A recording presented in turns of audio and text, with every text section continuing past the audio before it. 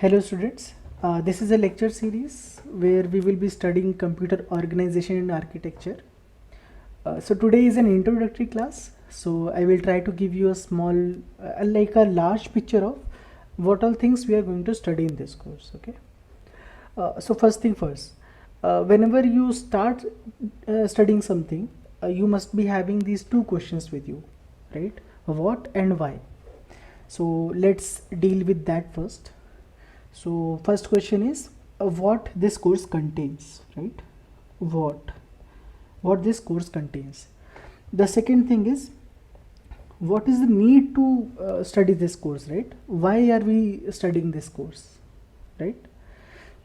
So let me start this conversation by telling you that computer architecture is perhaps the most fundamental subject in computer science, okay?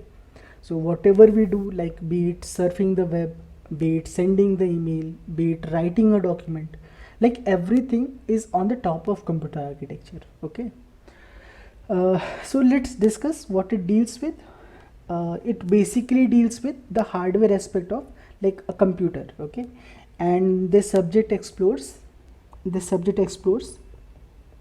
how a computer operates, okay? It deals with how a computer operates. It also deals with how a computer is designed. So if we want to design a computer, we must be having an idea of computer organization and architecture, okay? Now the third thing is it deals with how computer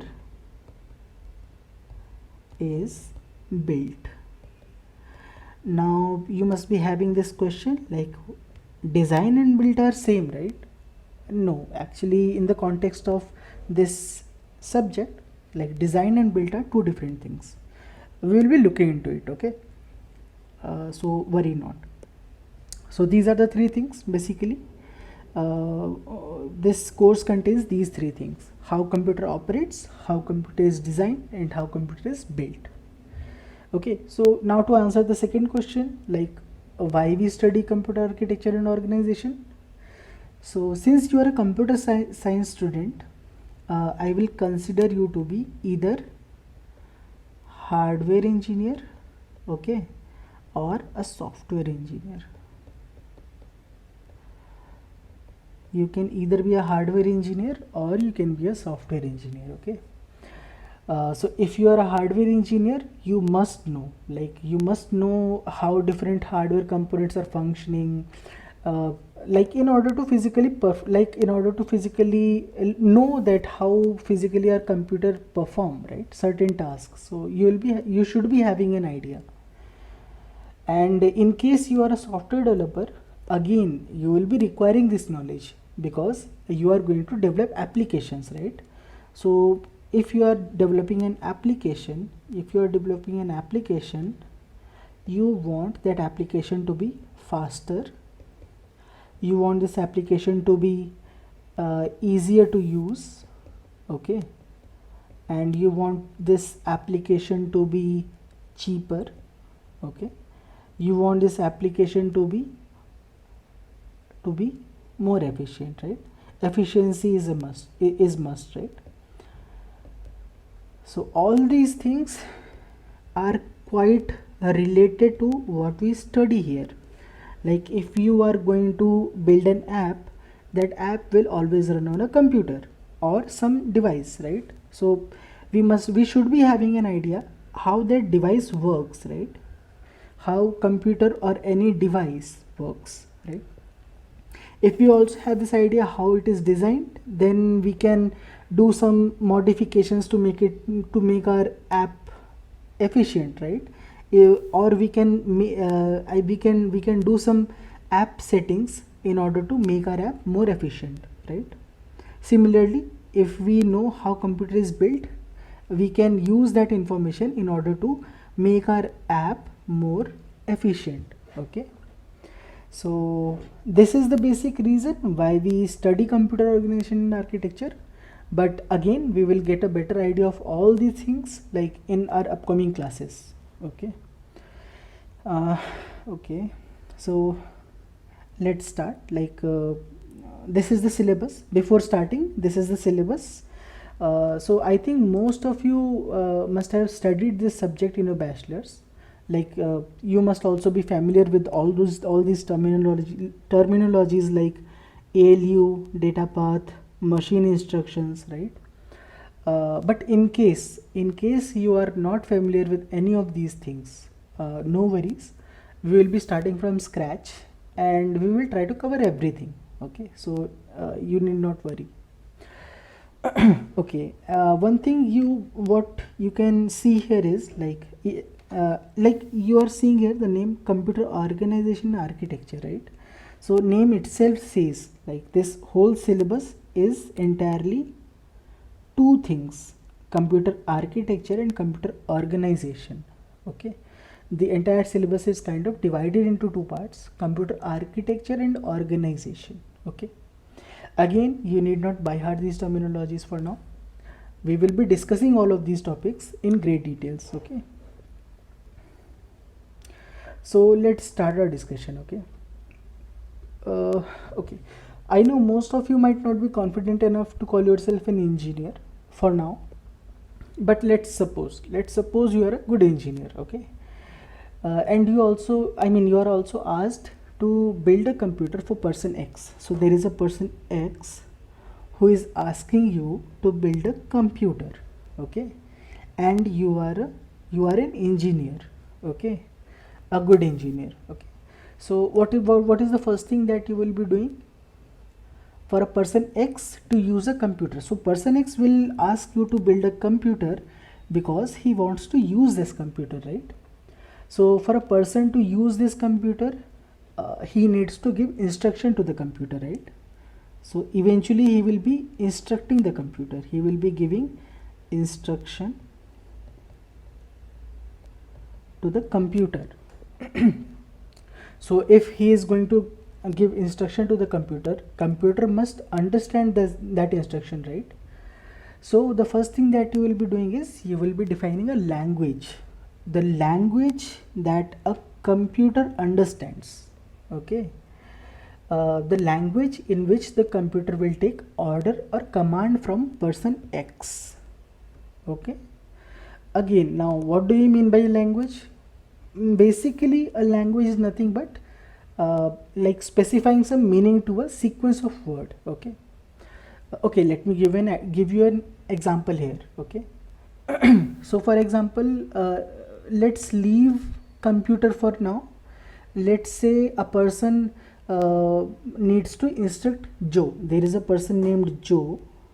Okay, and person X needs to instruct Joe to do some task. Okay, so he will be saying something like turn on the light. Okay, so the instruction here will be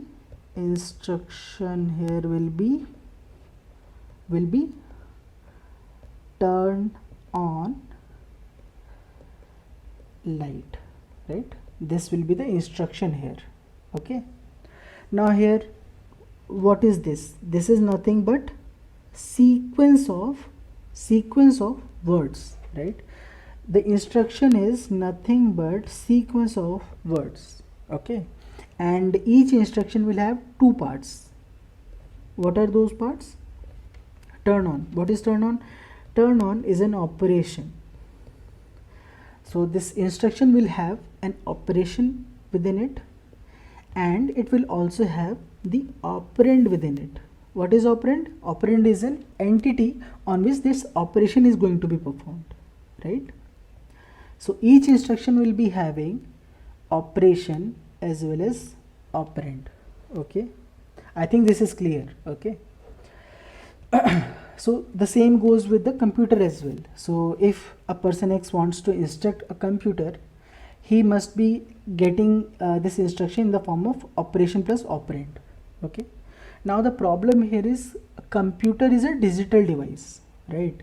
And since computer is a digital device, the operand will be nothing but sequence of 0 and 1, because computer just understands 0 and 1.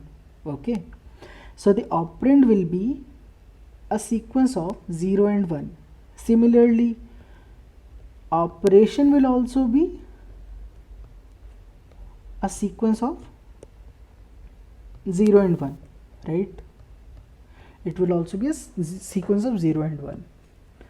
So eventually our instruction, the instruction that is given to a computer, instead of Joe, if there is a computer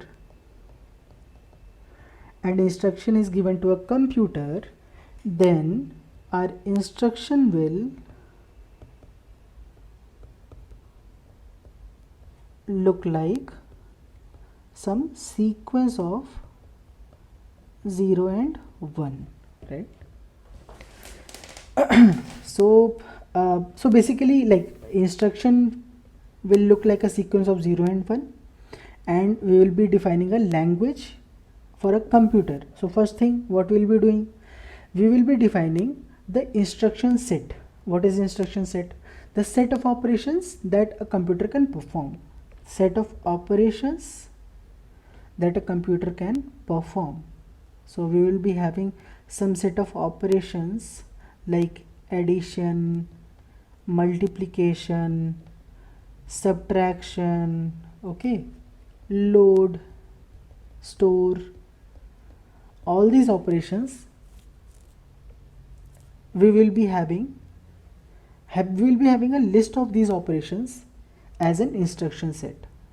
Okay, so we will be defining an instruction set which says our computer can perform this, and this kind of operations. Okay, I think this is clear for now. Okay, so first of all, we will decide the set of operations that a computer can perform. Okay, now the second thing is, like, since we know, like, instruction is nothing but sequence of 0 and 1. Okay, so the second thing is, we will be defining instruction format. What is instruction format? Instruction format is instruction format tells us how to represent each instruction in form of 0 and 1 sequence. Okay, so for example, if we decided, like, our instruction, the instruction that is going to go to computer, like if a person is giving some instruction comes to computer in form of 0 and 1. Okay, and we have the size of instruction defined. The size of instruction is defined, and that is, let's suppose, 8 bits. Okay, and it looks something like this: 0 0 1 1 1 1 0 1 0 1 1. Okay, something like this. This is, I think, 9. Let me erase that.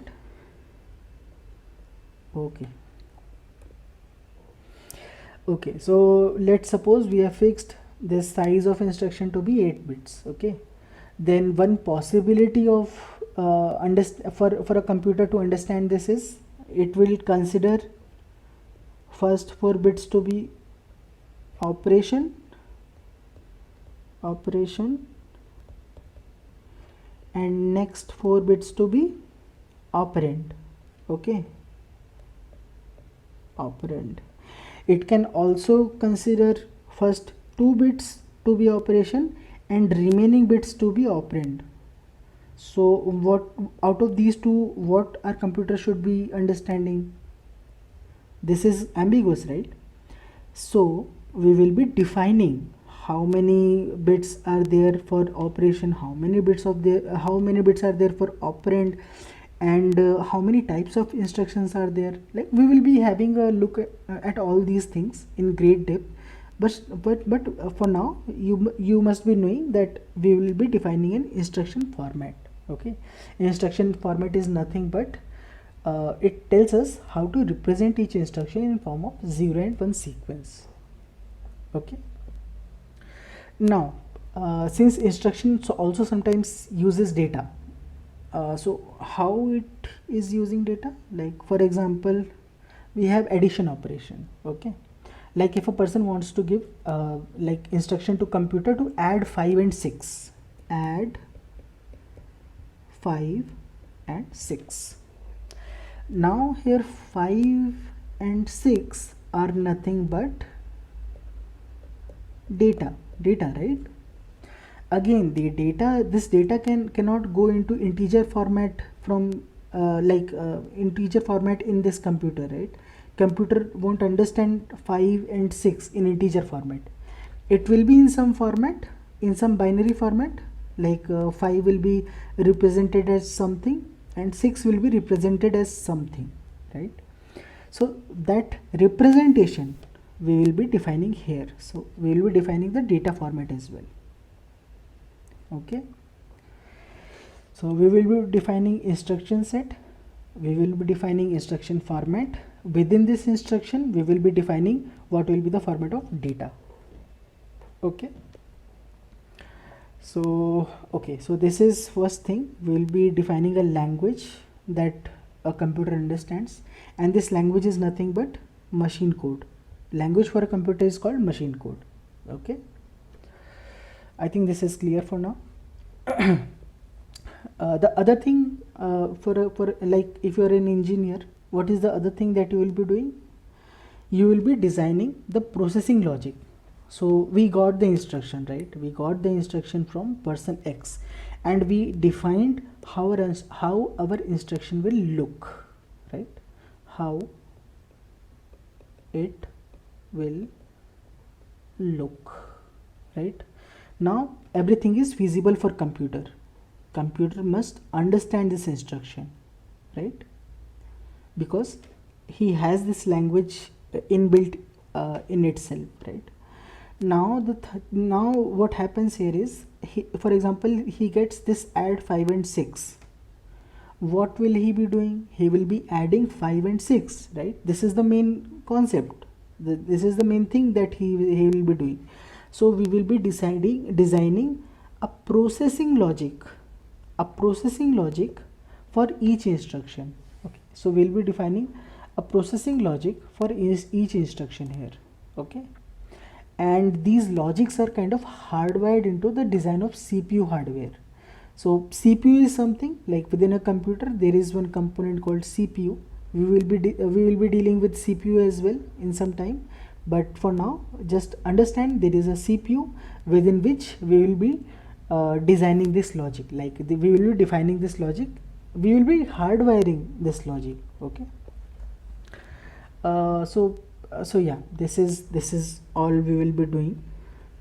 Now this is kind of saying what our computer will do.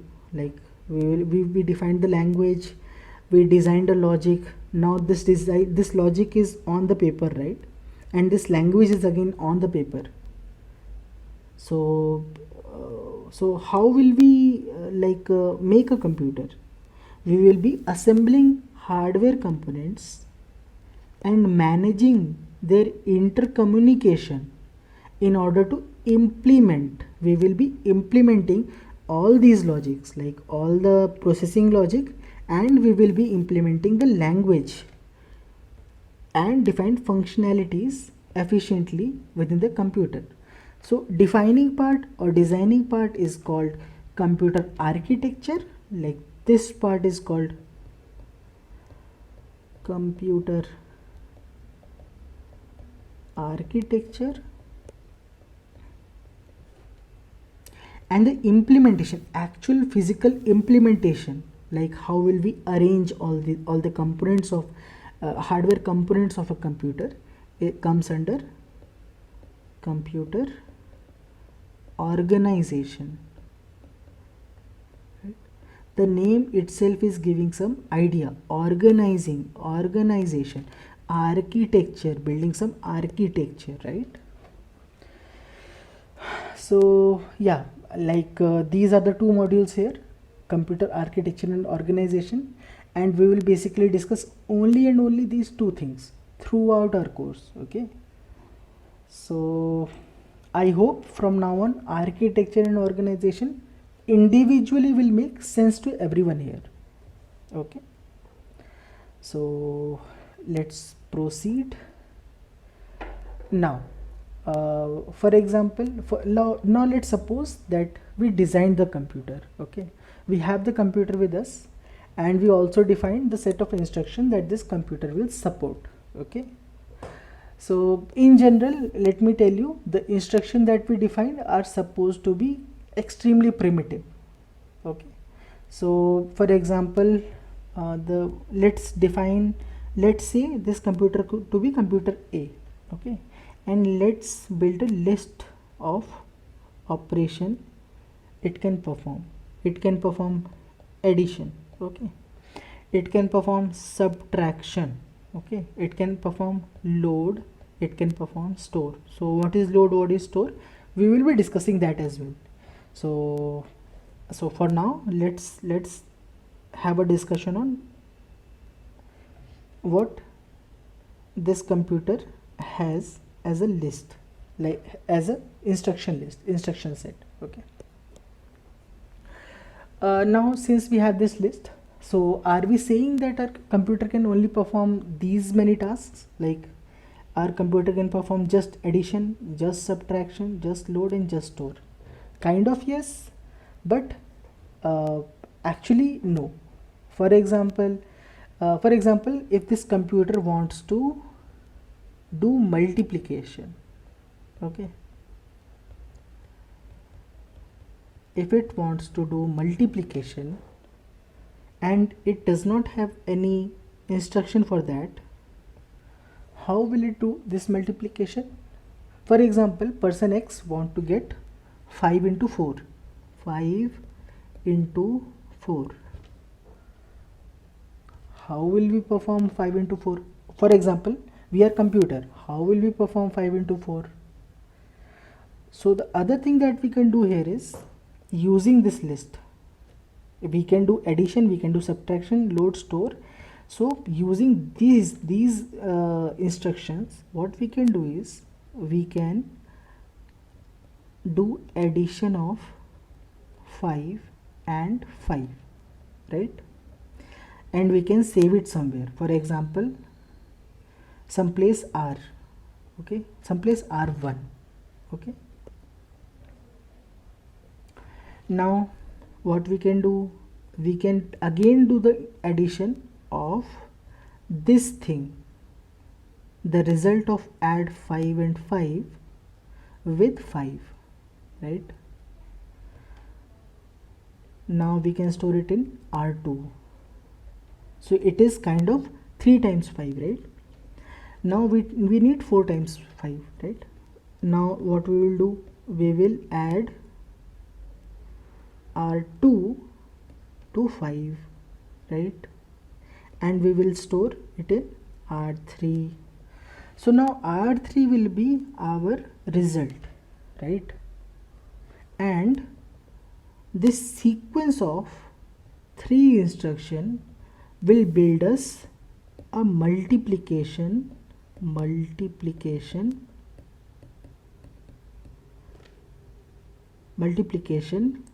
function, right? So this means if we define T set of instructions, so we have, for example, here 4 set of instructions. If we define T set of instruction that a computer supports, that does not mean we are hard coding our computer to perform only T tasks. Okay, and as a programmer, like if we are a programmer, if for example a person is a programmer, right, we can use our creativity to use some sequence of supported instructions. So what we did here, we used the sequence of addition here in order to perform multiplication, right? We performed multiplication using sequence of addition, right? So yeah, as a programmer we can use the creativity to use some sequence of supported instruction to perform some complex tasks. So some complex task here is multiplication. Okay, now this sequence of instruction has a name. Okay, so this sequence of instruction is called program. Okay, and each program represent, so this is a program, let me write it here, this is a program. Okay, and each program is associated with some complex task. Okay, so each program represents some complex task. So this basically means we are not hard coding or defining some set of tasks. We are just defining set of instructions. We are not defining set of tasks for a computer. Okay. And we are giving person X. We are giving person X the leisure to perform complex tasks by framing this particular task into sequence of primitive tasks. So if we want to do some task like multiplication, we are supposed to do this multiplication using some sequence of primitive tasks like addition. Okay, so therefore this computer A that we developed is called a programmable computer. This computer will be called as programmable computer. Just a second, let me write it here. Programmable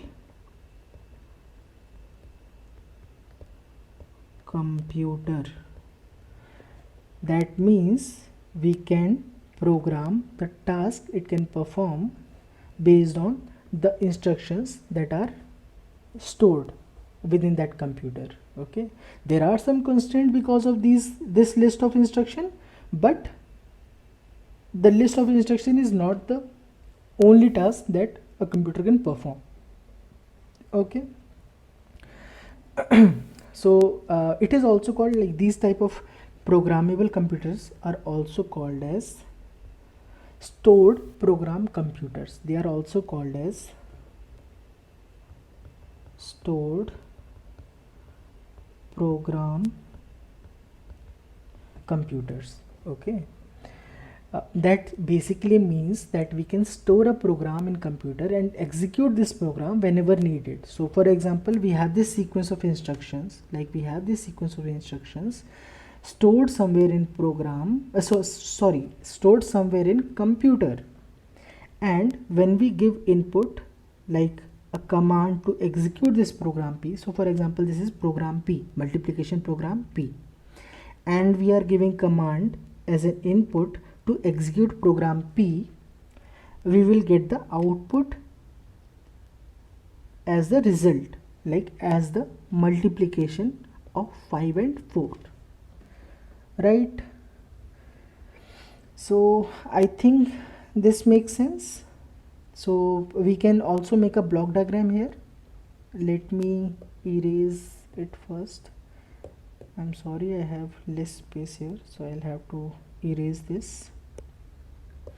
If I want to build a block diagram here, what I can do here is I can consider this to be my computer. I can store a program in computer. Okay, I can give input to this computer and I can get output from this computer, right? This is computer C. Okay, and this program is nothing but set of instructions. Okay, it will be also having data related to those instructions. Okay,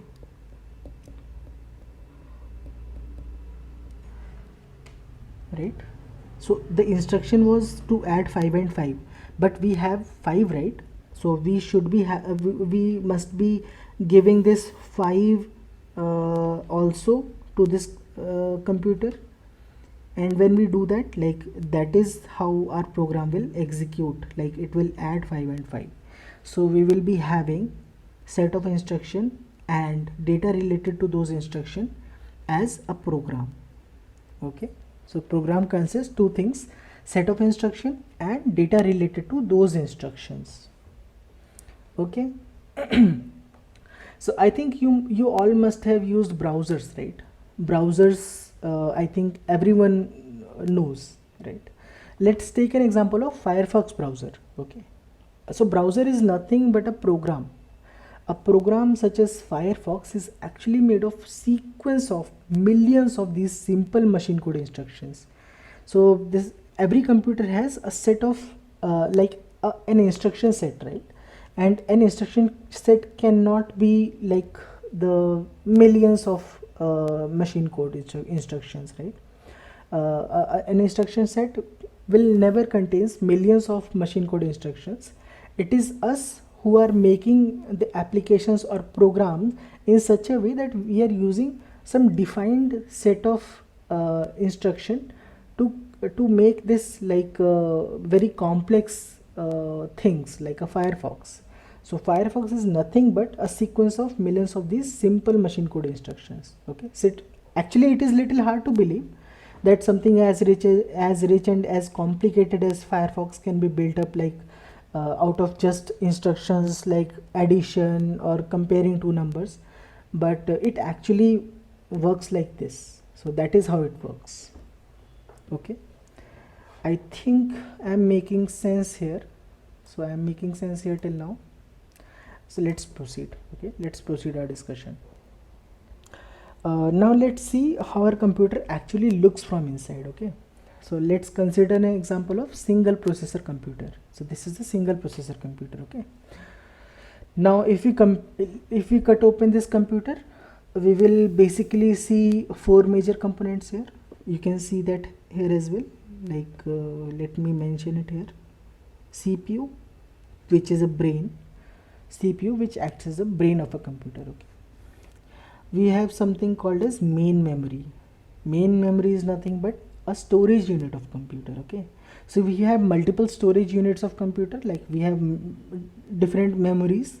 A memory can be a primary memory,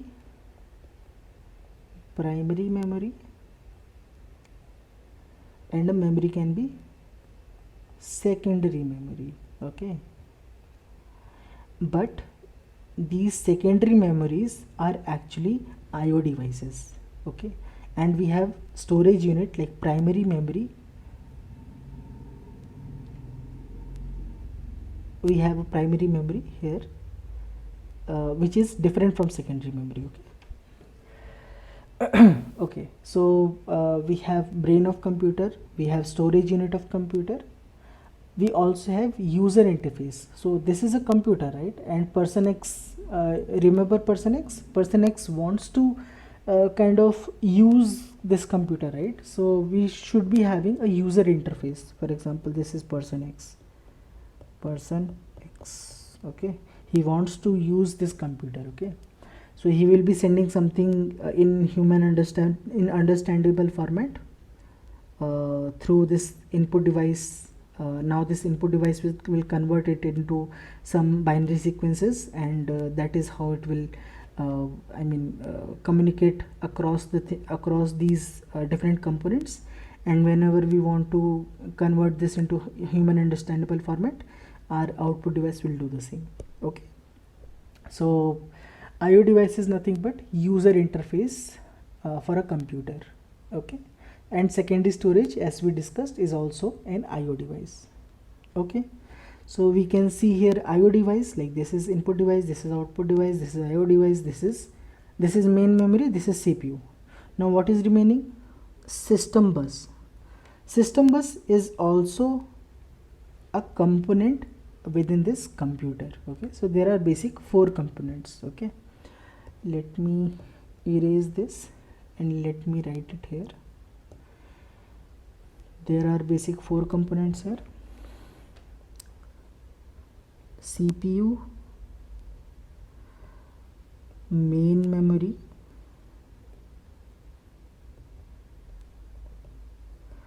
IO device, and system bus. So what is system bus? System bus is something that acts as a transmission media between different components. So if CPU wants to communicate with main memory, then he will do that using system bus. Similarly, input device, when gives input to CPU or processing unit, it will send the information via system bus. Similarly, output device get the information from processing unit using system bus. Okay, so system bus is nothing but transmission media between different components. Okay, one important thing which I should be mentioning here is like CPU is the one, since it is a brain, it is supervisor. Okay, so it is the supervisor who supervises everything. So basically it instructs all the components here, and all the other components are nothing but the subordinates that perform all the operations as instructed by CPU. Okay, so CPU is the supervisor here. Okay, and it instructs these components through some signals, and signal will go from system bus. Through system bus, signals will go to all the components, and CPU will be able to communicate the instruction to all the components. Okay, so CPU is supervisor, all the other components, others are just subordinates.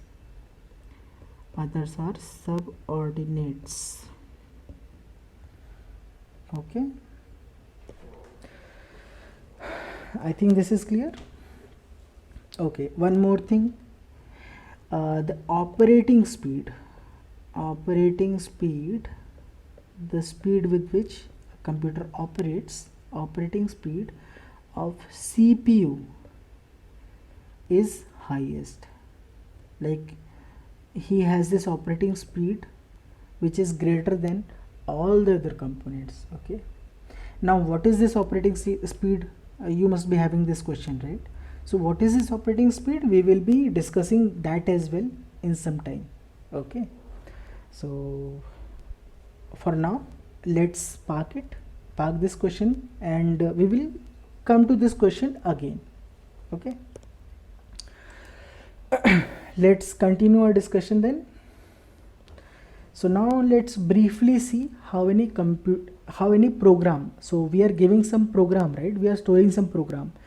Let's briefly see how any program gets executed in computer, right?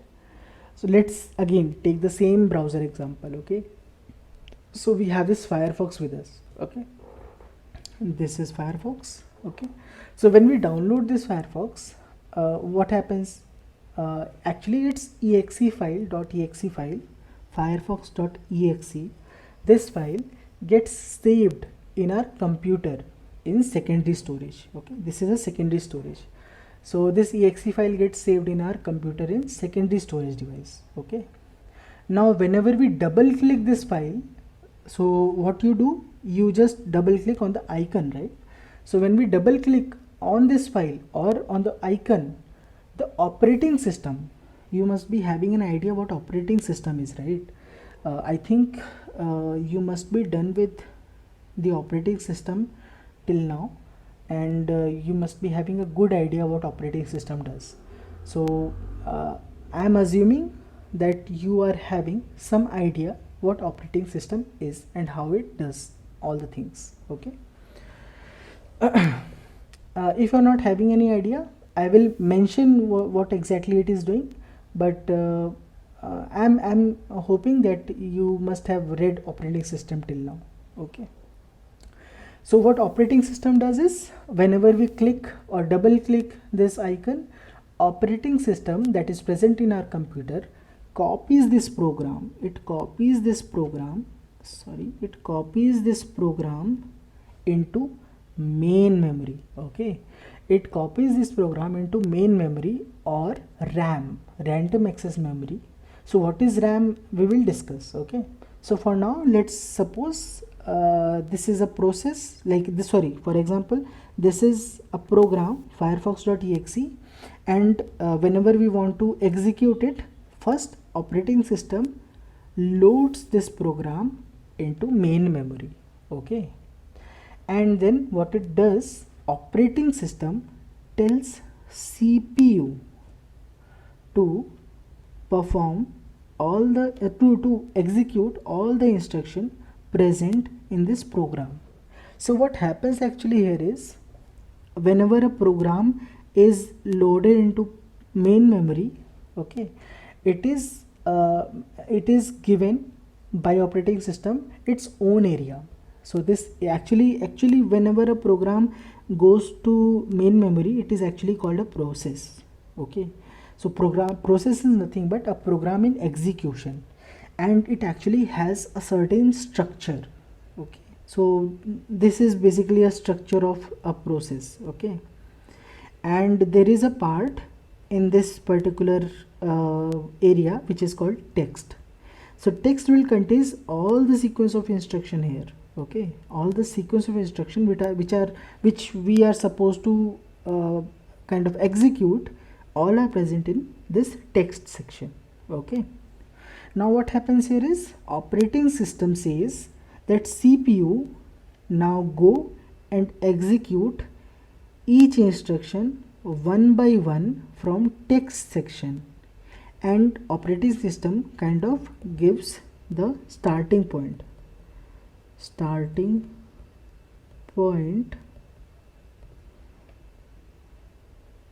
of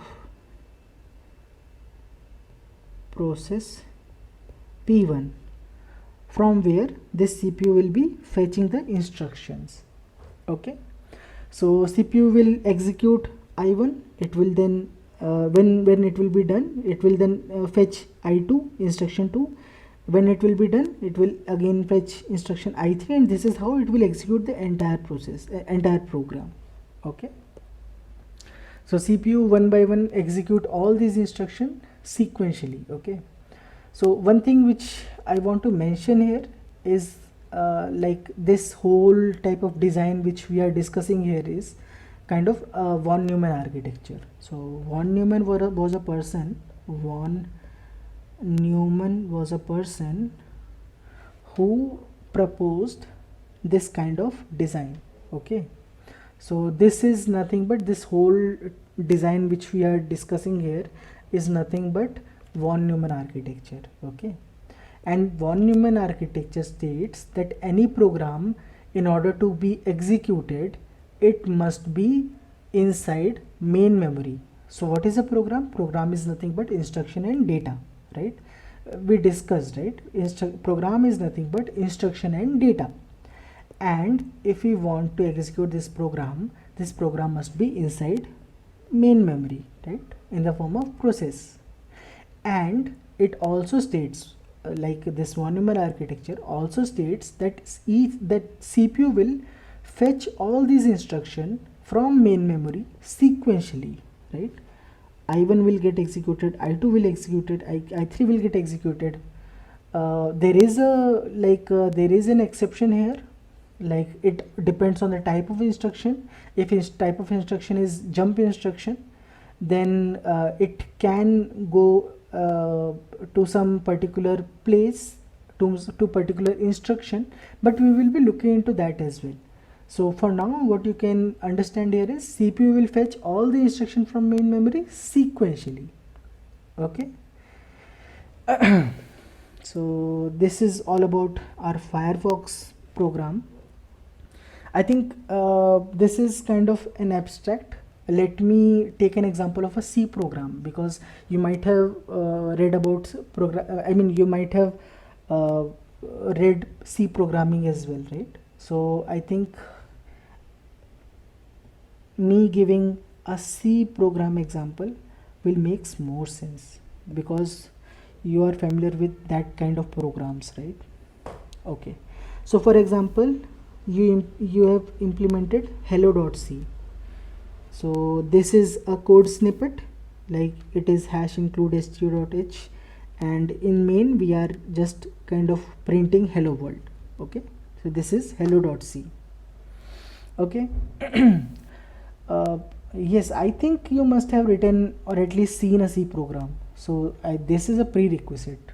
Okay, so what we do here, we write this particular program in high level language, right, C language, and not in some sequence of 0 and 1, right? So whenever we are giving this program to a computer and this program is not in sequence of 0 and 1, how does this program execute, right? So when we give this program to computer and we compile this program, there is something called compiler, right? You must have heard that as well. So compiler again is something that we read in GATE course, okay, for GATE exam. So there is something called compiler. What it does is it converts our high level language to low level language, okay. Compiler is the one who converts programs, instruction and data from high level to low level equivalents, okay. So whenever you compile a program, what happens? You must have seen an OBJ file is generated, right? Now when this OBJ file is generated, linker links all the library functions to this OBJ file and we get hello.exe, right? So this hello.exe comes. Now this hello.exe is something which is in low level, okay. So low level language or machine code language, right, in sequence of 0 and 1. So this hello.exe is something which is in sequence of 0 and 1, okay. And like compiler, what it will do, it will save this file in like somewhere in secondary storage itself, like it will store it somewhere in secondary storage, okay. So this is the part where compiler stores it in secondary storage. Now we compile this program, we also need to execute the program, right? So whenever we now execute this program, the instruction bytes that are present in exe file here are copied from storage, like this secondary storage, to RAM by the loader program. So you must have also heard about loader program, right? Loader. So what loader is? Loader is nothing but a program within operating system, okay? And loader program of operating system loads this set of instruction, like this executable, into main memory as a process. Again, this process P2 has the same structure. It will have heap, it will have stack, it will have data part as well, and instruction part as well, like text part as well, okay. It will have the sequence of instructions, okay. So we got to know that this is like what? This is a program, this is a process, this is a program when it is executing, okay. So now what happens? Operating system again gives the starting instruction, like the address of the instruction 1, right? It will give CPU the address of instruction 1 from where it starts executing it. What is it? CPU will start executing, okay. CPU will start executing this sequence, and as we discussed, it starts executing. When it is done, it again fetches this another instruction I2 and another instruction I3 and another instruction I4 and so on, and it is executing all these instructions sequentially, okay. And this is how a program executes, okay. I hope this makes sense.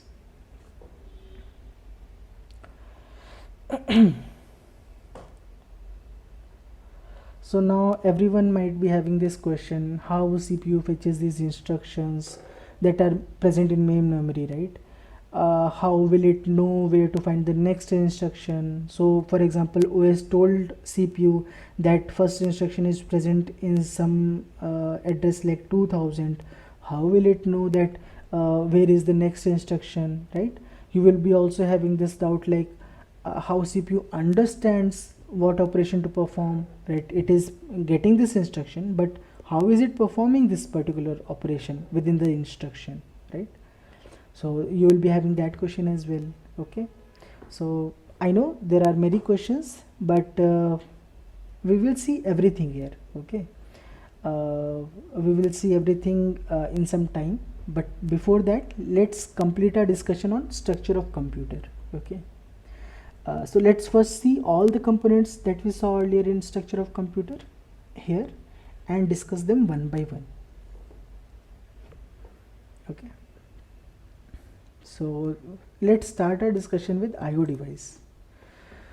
Okay, IO devices are nothing but interfaces with which a computer can communicate with, like a computer with can communicate with a user, and a user can communicate with computer. Like if a user wants to command a computer to do something, or it wants to get the result from the computer, it can do that using these interfaces like IO devices. Okay, and IO devices as the name suggests, like I here is input, O here is output. Okay, so there are two types of devices, input devices and output devices. Now input devices are nothing but the devices that are capable of receiving the data from whom? From user, and providing this data to whom? Computer. Okay, so input devices are nothing but something that take input or receive something like data from user. Okay, and it gives this data to whom? To processing unit. But again, let's consider it to be computer. Okay, CPU, processing unit. Okay, this is input device. Okay, so what is output device? Output device is kind of the opposite of this. So output device is nothing but a device that are capable of receiving the data from a computer or processing unit of a computer and providing it to user. Okay, what is the block diagram for this? There is a computer here. It will be receiving data from CPU, processing unit of computer, and it will be giving or providing this data to user. Okay, so for example, like input device, what all things are input device? Keyboard is an input device, optical pen is an input device, scanner, barcode reader, joystick, all these things are input devices. Whereas headset, headphone, screen, monitor is a big part, right? I think monitor everyone uses, so monitor is an output device. Okay, laser printer, inkjet printer, speaker, all these things are output devices. Okay, let me ask you one thing. Is pen drive an input device or an output device? So I think you must have seen it here. It is input device as well as output device. Okay, but how is that? How is it input device as well as output device? Okay, so for example, you have a friend. Okay, and whenever you go to your friend's house to get this movie in your pen drive, so what is this pen drive now? This pen drive acts as an output device, right? Since it receives the data from your friend's computer. Okay, the data that is saved in your friend's computer, you are receiving that information in this device, in this pen drive. That is why it is a output device. Whereas when you come home and plug this pen drive into your computer, then it becomes an input device. Okay, so therefore basically storage units are both input device and output device. Whatever we store during the storage, like while writing, it is input device, it is output device, and whenever we are fetching, like reading, it is kind of input device. Okay, so now this input device and output device are actually very important for us. Why? Because the operating system, computer's operating system, it is actually stored on hard drive, and all the programs are initially placed in this hard drive or secondary storage itself, right? So first thing, like the second example is, for example, you must also have accessed the internet, right? Everyone accesses the internet, So if a computer wants to access internet, it needs to use modem or network card, right? So modem is both input as well as output device, because it sends the data as well as receives the data, right? So modem is both input device as well as output device. Okay. So the second thing is, each IO device is connected to CPU via IO interface. Each IO device is connected to CPU via IO interface. That means IO devices are not directly connected to CPU. Why is that? So actually we will study everything in IO organization, but let me tell you a little bit about what we will discuss there. So we will see that IO device generally incorporates mechanical devices like a hard drive. Hard drive, what it does is it is seeking a track to read or write. So I mean, it is kind of having a mechanical device, a mechanical, like a head which will seek a track in order to read or write something. So whenever something is mechanical versus whenever something is electrical, mechanical device is always like order of magnitude slower than the electrical device. So therefore this IO device is always order of magnitude slower than CPU. Okay, let me give you an example here. So during a disk operation almost takes like for example, if we are doing any read or write on disk, it takes some time, and within that particular time X, processor, if it is clocked at some 1 gigahertz type of thing, it will perform tens and millions of instruction at that time. So one operation versus tens and millions of operations, this is very huge difference, right? So we will be needing some kind of device that would be able to help us sync these two things, right? That would be able to sync IO device and CPU. So IO interface acts as a syncing mechanism between IO devices and CPU. Okay, so one of the thing here is this. Okay. The other thing here is like it also acts as a buffer memory. Okay, so what is this buffer memory? So from outputs perspective, for example, if we are having this buffer, let's consider an output device. Okay, so for example, CPU sends something to this output device. Okay, now this output device takes some time, right, in order to perform that operation. So what do you want? Like, do you want CPU to wait till that time? No, right? So what IO interface does is, IO interface saves, it has a buffer memory, it saves that particular instruction or that particular thing, and that thing is then, for example, that instruction is then performed by this output device using its time. Okay, so it will does that operation according to his speed, right?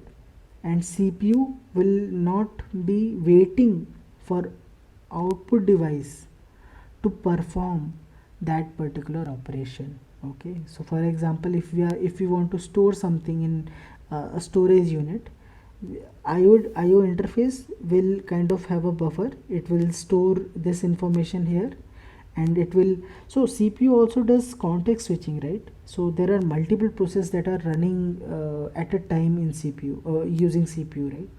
So so it will do context switching, and if it waits for this output device, it kinds of the kind of performance of CPU hinders because of that. So it will continue executing, it will continue doing its work, and it will, like, this buffer will help output device to do the task according to its speed. Okay, similarly for input device. Okay, input device, whenever we for example we are typing something, right? So CPU, for example, CPU is performing process P1. Okay, CPU is performing process P1, and we have written something, I'm so sorry, we have written something using keyboard. Okay, so if we are writing something using keyboard, then we are sending some kind of signal, right? Keyboard is an input device. We are kind of sending some request to the processing unit, right, via keyboard, right? We are writing something, so it will take some time for CPU to context switch to this particular operation, to do this particular process. For example, this is process P2. So CPU will take some time to context switch from process P1 to this process. Okay, and this time of context switching, during that time we don't want the signals to get like to miss, right? We don't want all those signals to go unprocessed when CPU is getting context switching, right? Is doing some context switching. Okay. So in that perspective, like, IO interface helps, like the buffer memory of IO interface works, like, helps. Okay, so yeah, I mean, I'm just giving some idea. We will discuss all the things like functionality of IO interface in great depth, but for now you can just understand that it is used for synchronizing the operating speed of CPU and IO devices. It is used for data buffering, like for output device as well as input device, right? And it also does this address decoder kind. It also has this address decoder, and also it also does this monitoring of address line and activating IO devices accordingly. So for example, CPU wants to send something to IO. Okay, so CPU will send this information to IO device with an address, right? Address of IO device. So what IO interface does is, it has this address decoder which tells which let us know that, for example, if we have an IO and each IO is connected to IO interface. Okay, IO interface. So whenever there is a common bus between all the IO devices, IO1, IO2, right? IO interface. Okay, when we have common bus between all the IOs, then whenever CPU sends the information, it sends this information, like the data, along with the address of this IO. For example, the address of so CPU wants to send something to IO1. Okay, some signal or some information to IO1. So it will send the address of IO1 as well. So since this is a common bus, this information will go to all the IO interfaces. The IO interface, what it does is, it decodes the address and it checks if this information is supposed to be taken or not taken, because for example, this IO interface is assigned to this IO, right? So if after decoding it finds out that this information is for IO1, like the IO which is attached to me, then it will send this information to IO1. Okay, similarly, this IO interface won't activate IO2, because this address, after decoding, it gets to know that this information is not supposed to be for IO2. Okay, so it does this address decoding part and activates the IOs accordingly. Okay, So yeah, I mean this is a little bit about IO devices. Now let's discuss about main memory.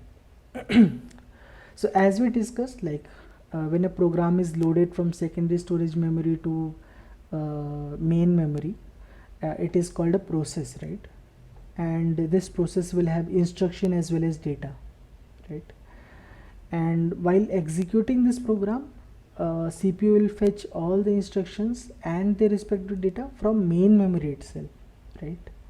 So the whole use of main memory is to store instruction and data within it.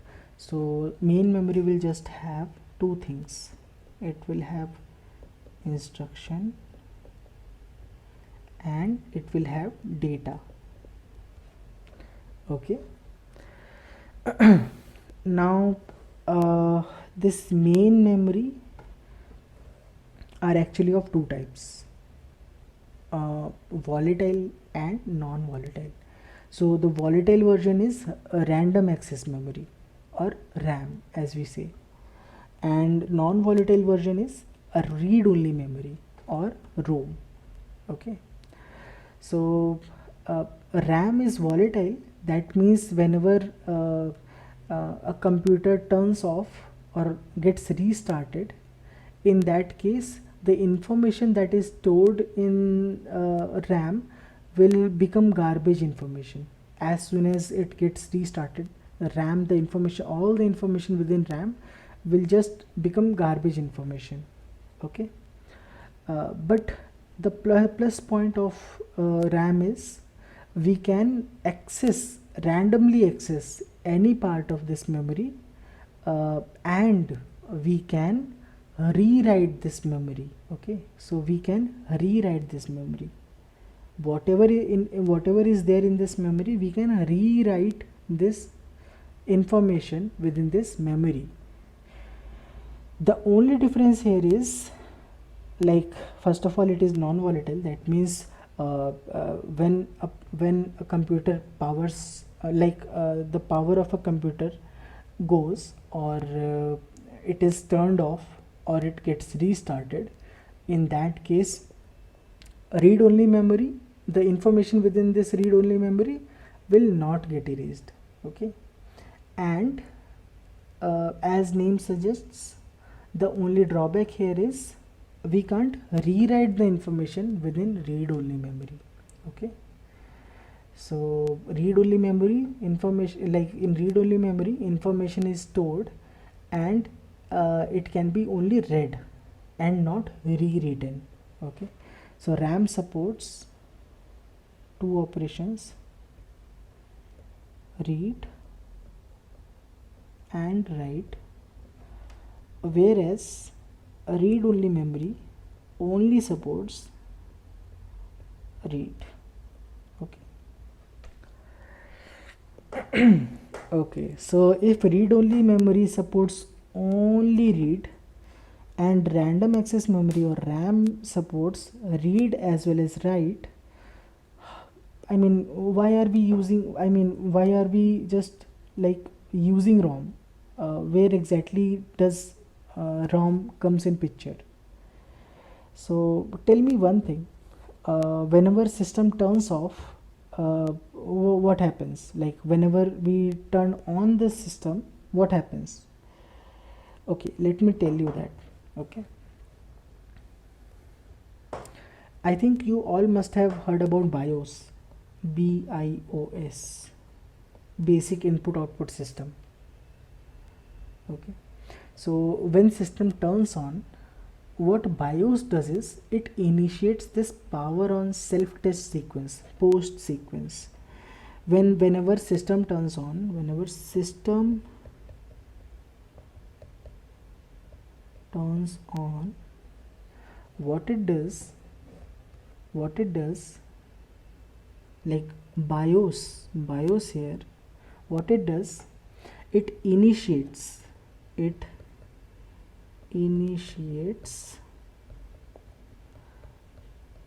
post sequence. Okay, BIOS initiates post sequence. Okay, that means, like, what is there in post sequence? There are basic two things in post sequence. Okay, what is there in post sequence?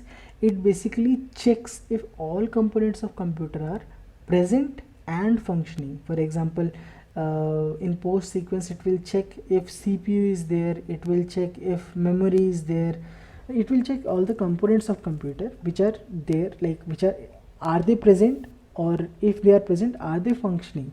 Okay, so this is kind of a troubleshooting. Okay, so this is kind of checking. It checks, let me write it here, it checks all components whether they are present and functioning. Okay, so first thing is it checks all the components whether they are present and functioning. The second thing that it does is it initiates the processor, it initiates the device drivers and interrupt handlers for all the hardware components like hard disk or keyboard or mouse, etc. All like each of these IO devices will have device driver as well, right? So it will initiates device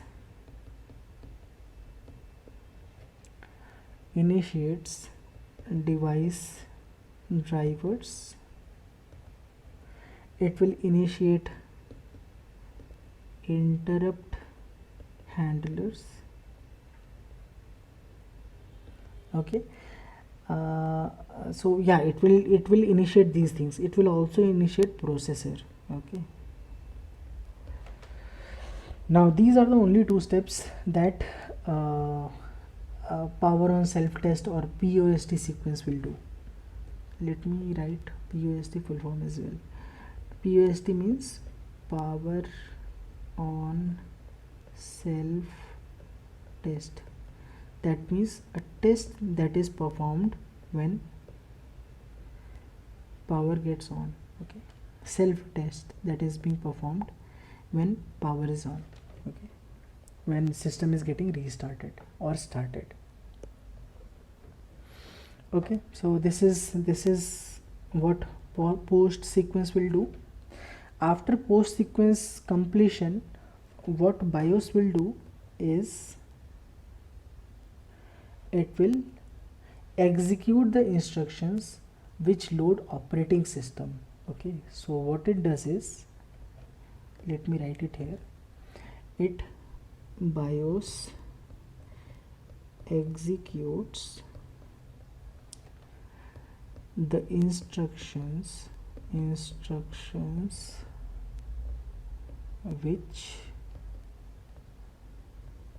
loads operating system. Okay, BIOS executes the instruction which loads operating system. Now this has instructions, right? That means executing an instruction, right? Executing the instruction, so it has instruction, so it is called as boot process.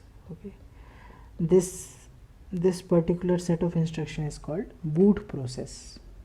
Okay, so within this boot process, what happens? Okay, let me write it here as well. So within this boot process, first of all, this BIOS our CPU will look at the boot disk. It will looks for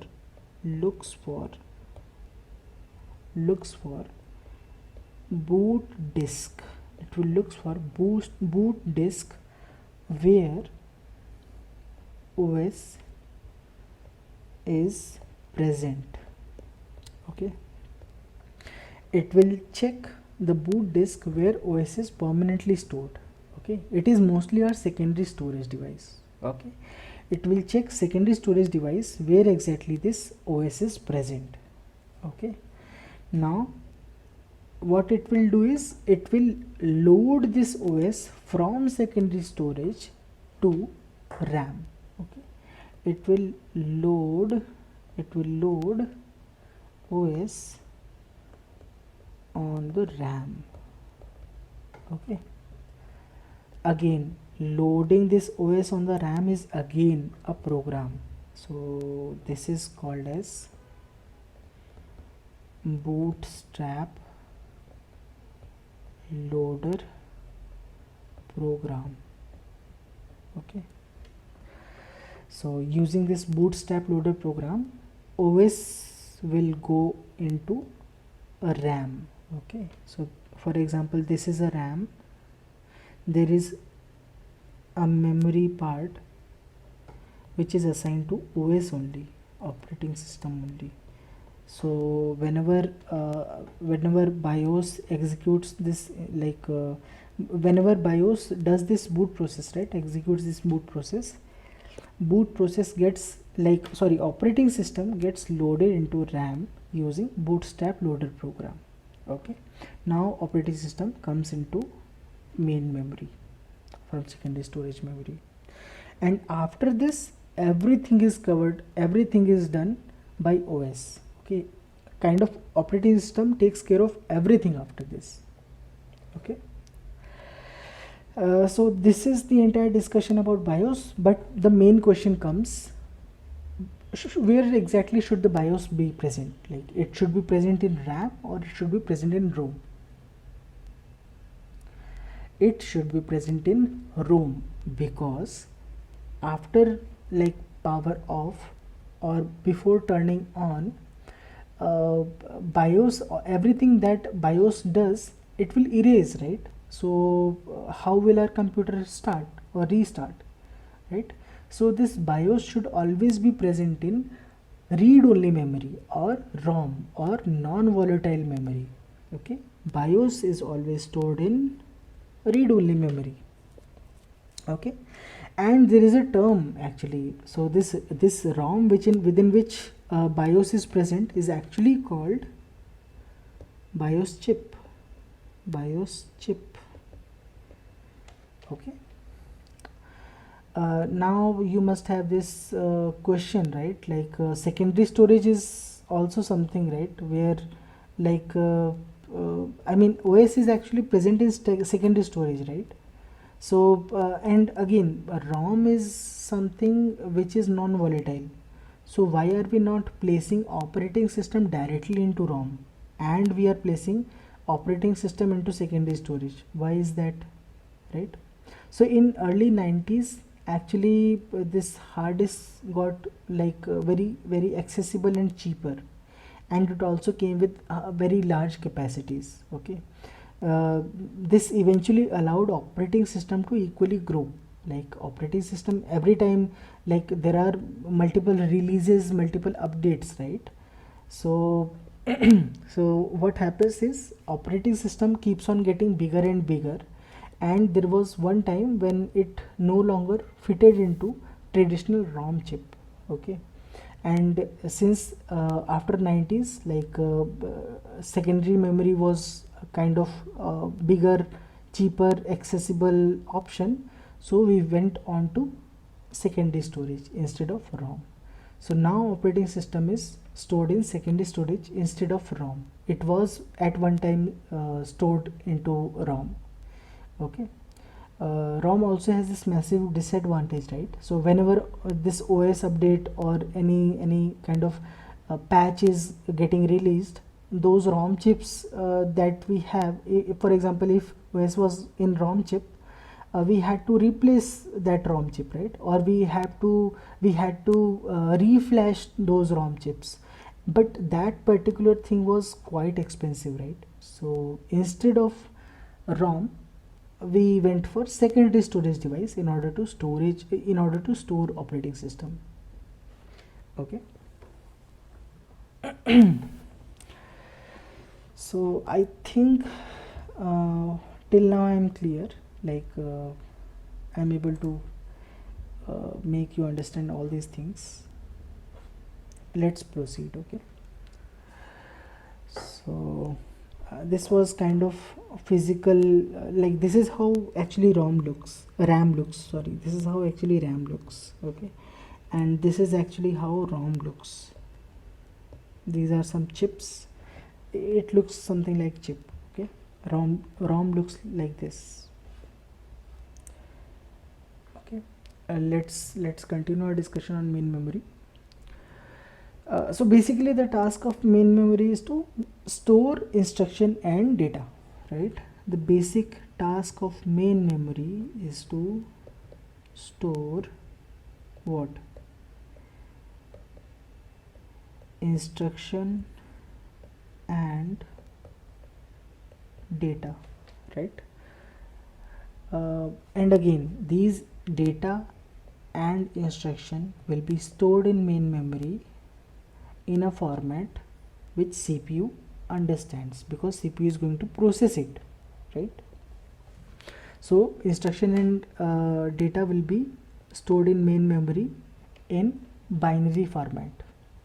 Okay, as we discussed. Okay, we will be discussing about the formats of instruction and data in like instruction as well as data in great details, but for now let's discuss little bit more about main memory. Okay, so main memory is like not used as one block.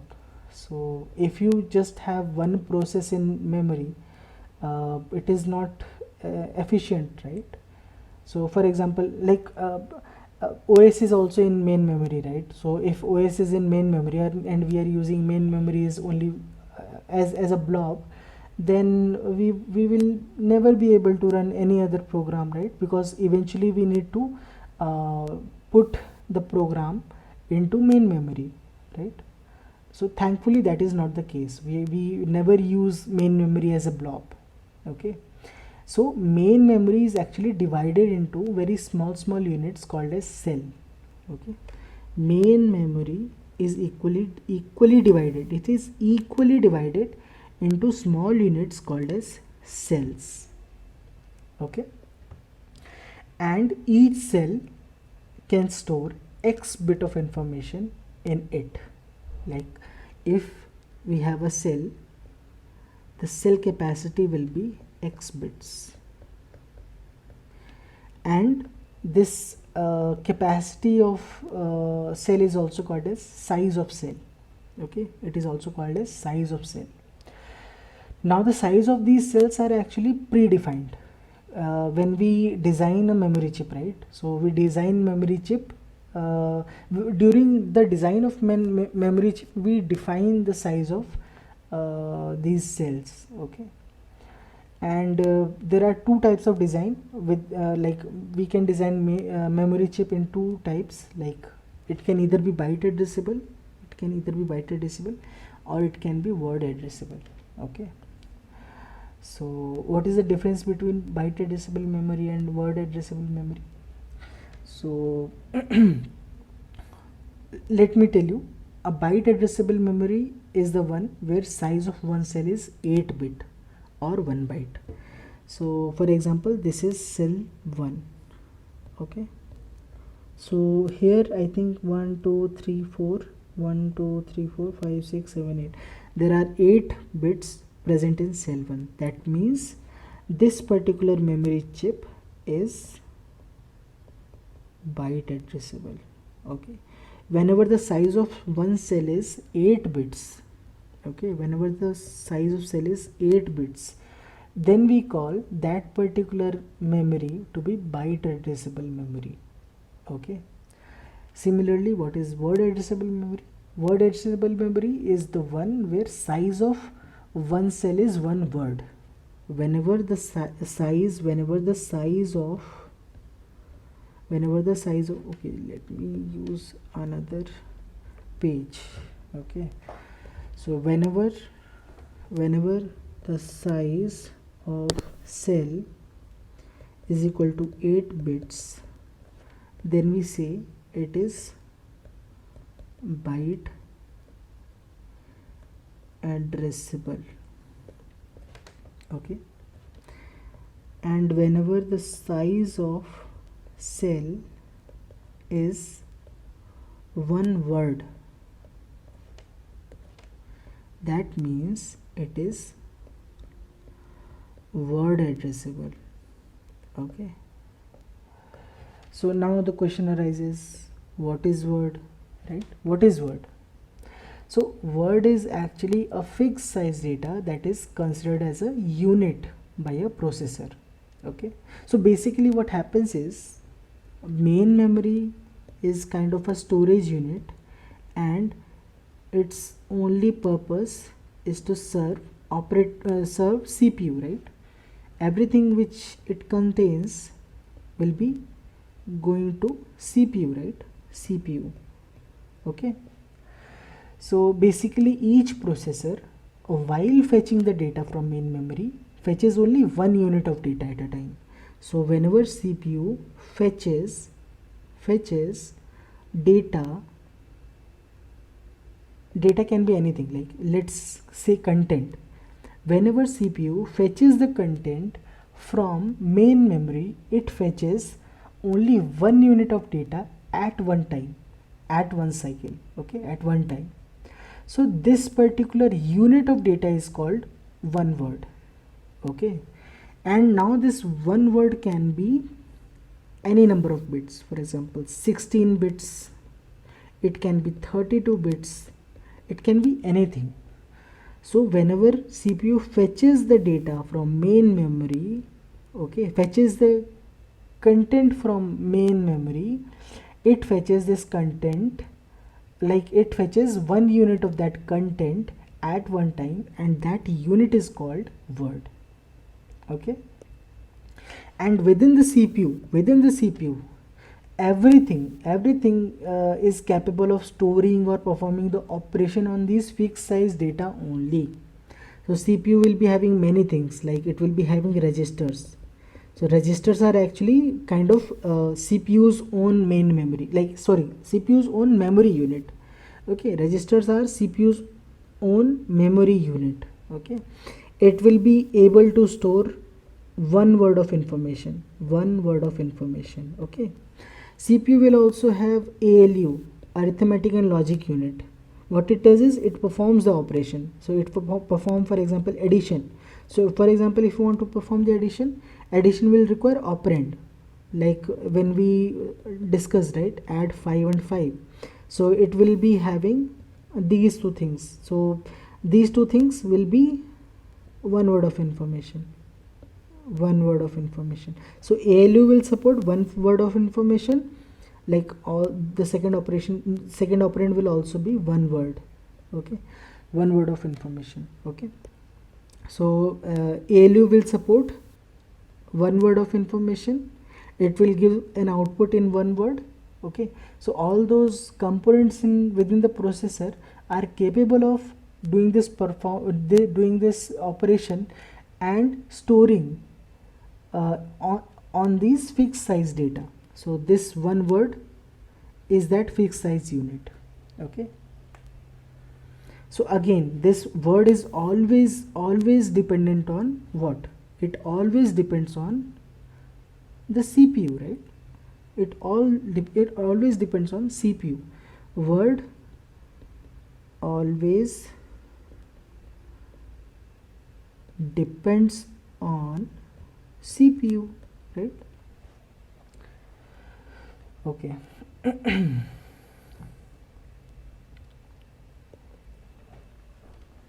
I think it is clear till now, right?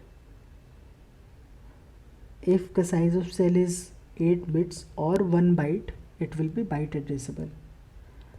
If size of cell is one word, we discussed what word is, right? If the size of cell is one word, then it is called word addressable. Okay.